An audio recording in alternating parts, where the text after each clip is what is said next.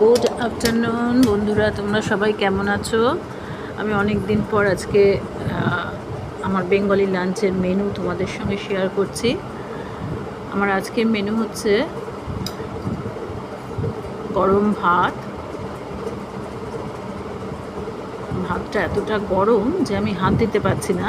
যাই হোক, গরম ভাত, পাতলা মুসুরির ডাল, তার সঙ্গে গন্ধরাজ লেবু, আর তার সঙ্গে করেছি লাউয়ের খোসা বাটা।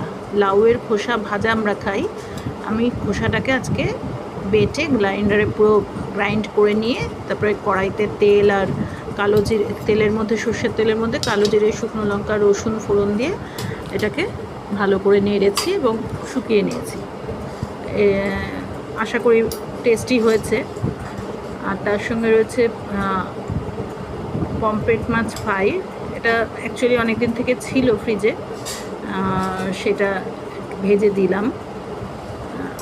আরেকটা হচ্ছে, কালকে আমরা ইলিশ মাছ খেয়েছিলাম, সেই ইলিশ মাছের তো এত দাম, আমরা এখন সত্যি আগেকার মতন সেভাবে ইলিশ মাছ মানে পাই না খেতে, এত দাম দিয়ে খাই না সত্যি কথা বলতে কি।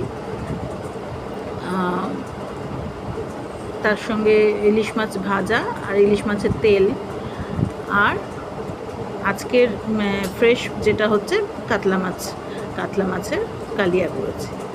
আজকে পুরো মাছে ভাতে বাঙালির মতনই রান্না হয়েছে, মাছ আর কিছু স্পেশাল করিনি। আশা করি ভালোই লাগবে তোমাদের আজকের মেনুটা।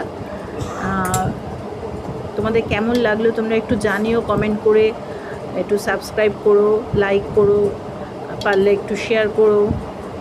শেয়ার করাটা খুব দরকার, তোমাদের এই লাইক, কমেন্টস বা সাবস্ক্রিপশানের জন্য আমার একটু এই কাজ করার এনার্জিটা পাওয়া যায়। ওকে, থ্যাংক ইউ। তোমরা সবাই ভালো থেকো। হ্যাঁ,